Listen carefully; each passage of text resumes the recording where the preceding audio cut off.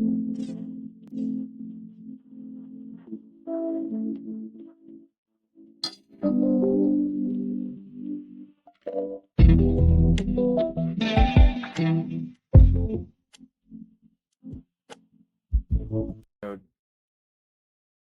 interesting. History is full of mysteries. For every fact we're told, there are whispers of another story, shadows in the corners of truth. What if the events that shaped our world weren't as simple as they seemed? What if the greatest legends never really left us?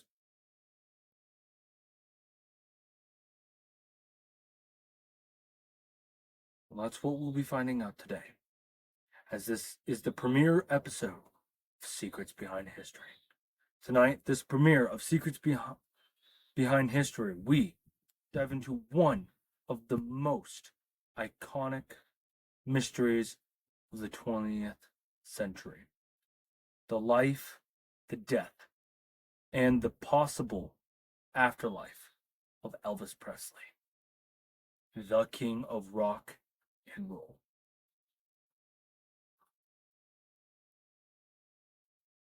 Here are some photos of his life.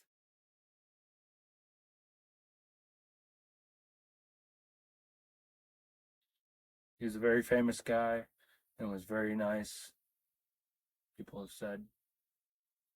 Sadly, he left us, but he will never be gone.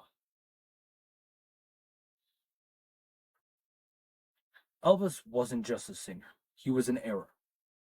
He was electricity. And when he died in 1977, he made the world stand still.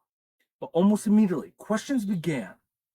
Did he really die that day in Memphis? Or did the king simply leave the building?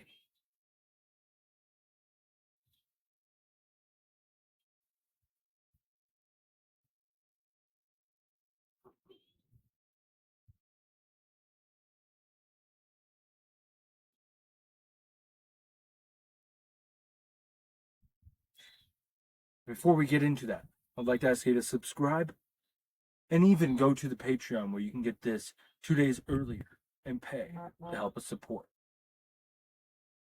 Thank you. The boy from Tulupa. To understand the conspiracy, you first have to understand the man it's about. Elvis Aaron Presley was born in Tulupa, Mississippi on January 8th, 1935, to Vernon and Gladys Presley. He had a twin brother, but sadly his brother Jesse Garin was stillborn.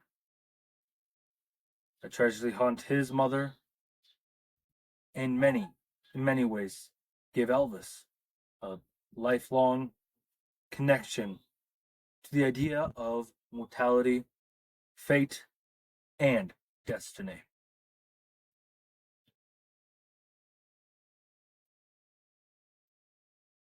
As a young boy, Gladys took advantage of the time that she had with him and enjoyed.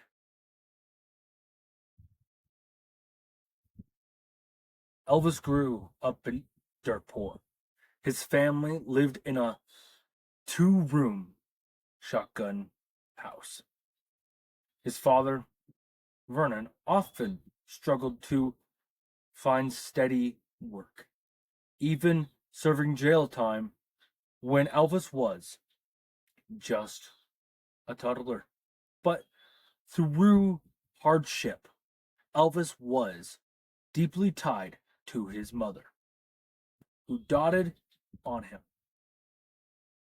Gladys was protective, loving, and some say the one true anchor in his life.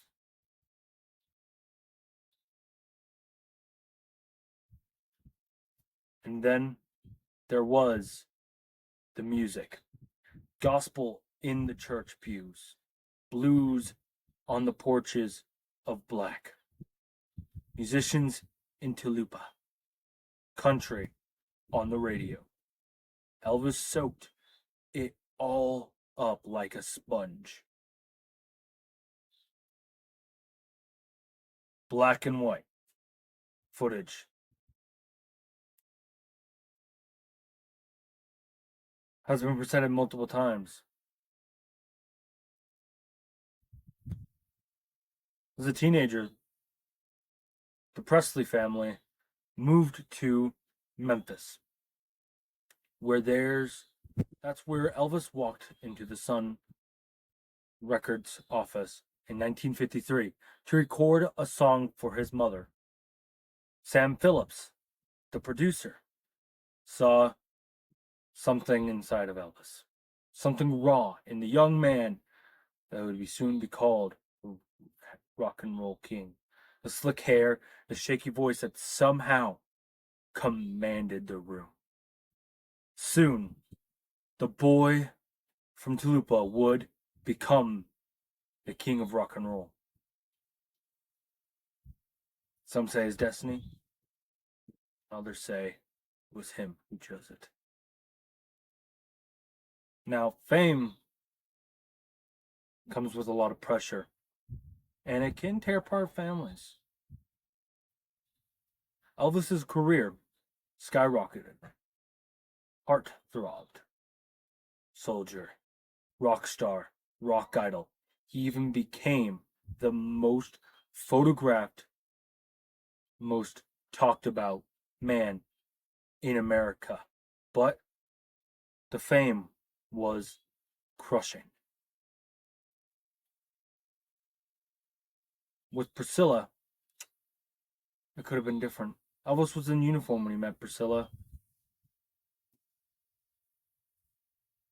At least that's what I believed. I believe is what it said. Now, he married Priscilla. He had a daughter named Lisa Murray Presley and tried to be a family man. But the machine of fame consumed him. He was making movies that he didn't always love, performing concerts back to back. And behind the curtain, he was medicating, pills to wake up, pills to sleep, pills to keep the machine moving. He had struggles, as every human did. When his mother, Gladys, died in 1958, something in Elvis broke. Friends say he never fully recovered. The king looked invincible on stage, but off stage, he was fragile, human. Never chilly leads us to August 16th, 1977.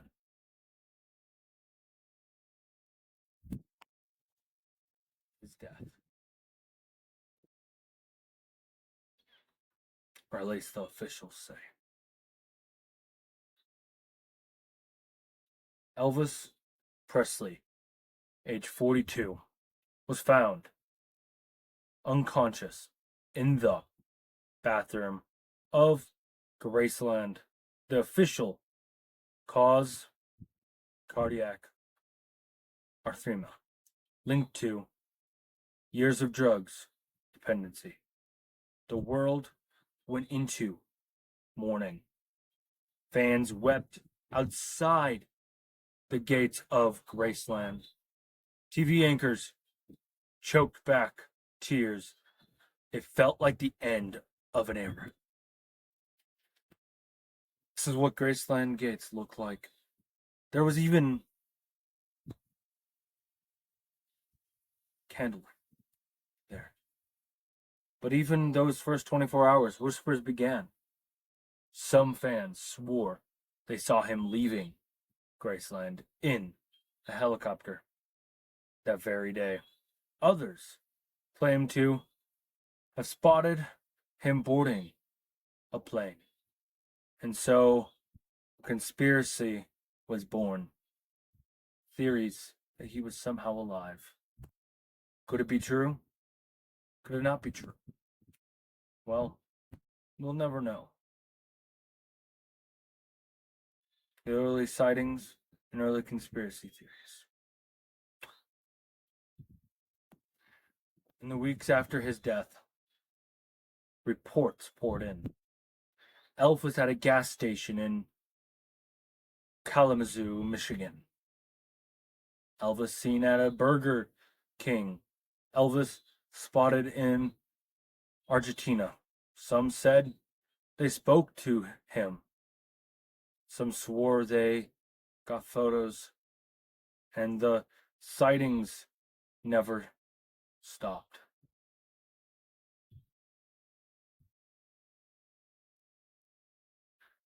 Talabot covers supposed Elvis sightings.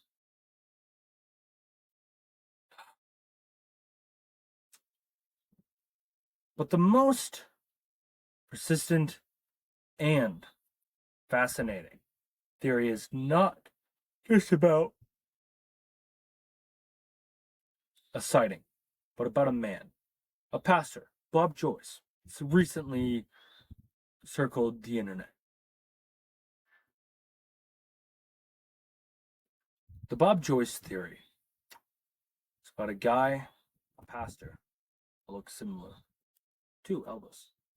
Is it true? Well, that's for you guys to think about. I'm just here spreading the information.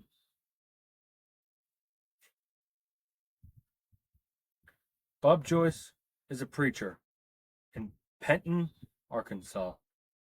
He leads a small congregation singing gospel with a deep, powerful voice that sounds to many fans exactly like Elvis Aaron Presley. He looks like Elvis might have aged, but his mannerisms uncanny.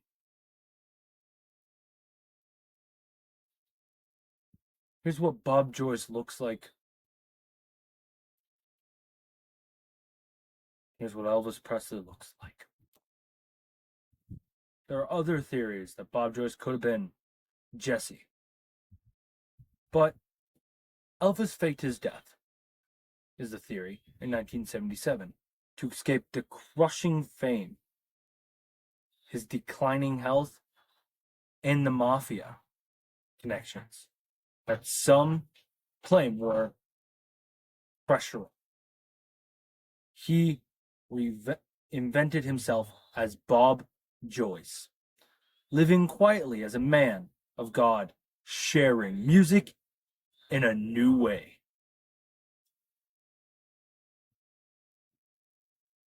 Supporters argue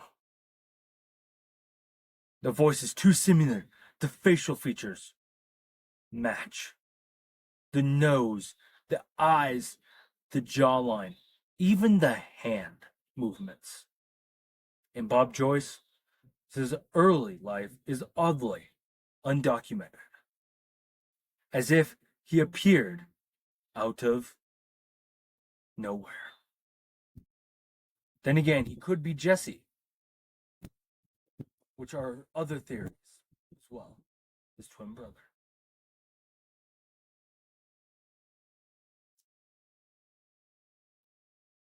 That's not the most interesting thing.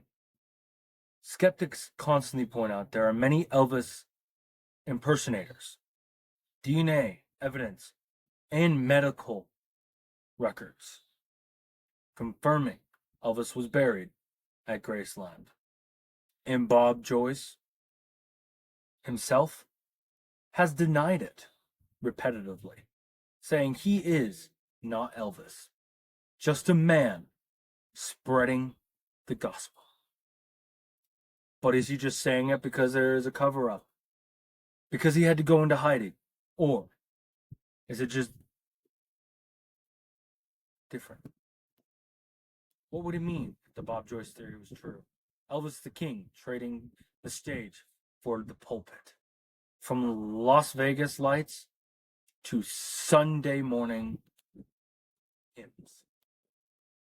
Imagine him walking away from the chaos of fame to live humbly, quietly, still singing, but for God, not glory.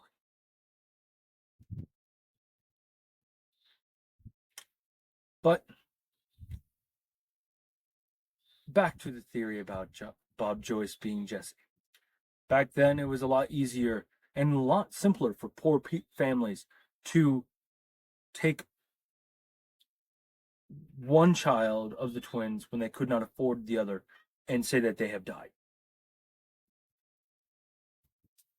And even if Elvis did, like, somehow fake his death, what would his life look like today?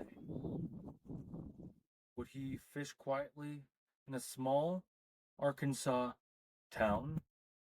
Would he occasionally smile at the irony when fans whispered, "I think that's him"? Or would he still be writing music in secret? Unreleased songs tucked away in a drawer somewhere.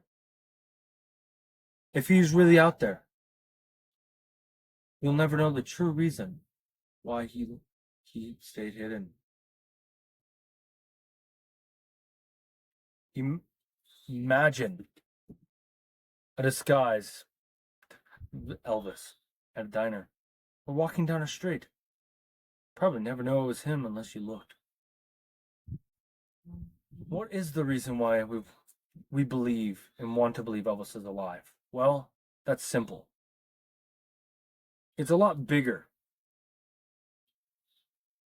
than just conspiracy theories. It's about us, the fans. Elvis represented youth, rebellion, love, and music. That made world shake. To accept his death is to accept that time moves on, that legends fade. Believing his life never ended, it keeps hope alive in us too.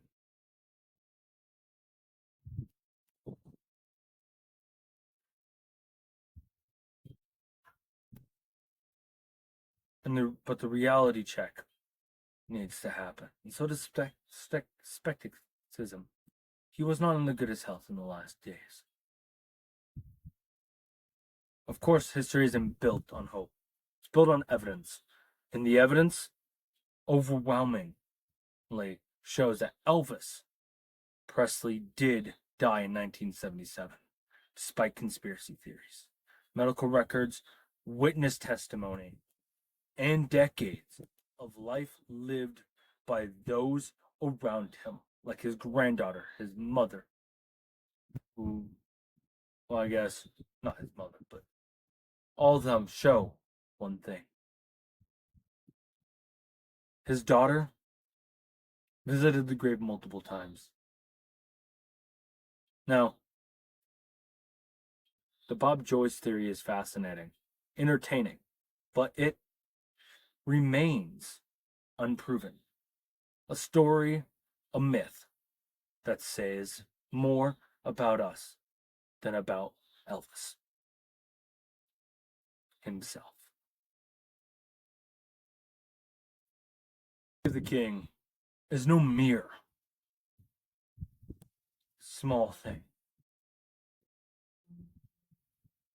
It's something bigger. Elvis Presley changed music forever, from Chalupa poverty to global icon, from gospel pews to Las Vegas lights. Whether he died in 1977 or not, his music, his image, and his legacy are eternal. The King may be gone, or maybe not. But either way, he has never truly left the building. What do I mean by that? He touched us all, in our souls, in our hearts, in our mind, by being himself, by being the thing that changed history. The 20th century and so forth will be known as his era, his life. Now, what's in store for the next episode? Well, next time on Secrets Behind History, we'll dive into another conspiracy. Did technology at the turn of the 21st century evolve naturally? Or were there hidden forces pulling the strings? From Silicon Valley whispers to military secrets. Join me as we explore the untold story of the digital revolution. Until next time, stay swell.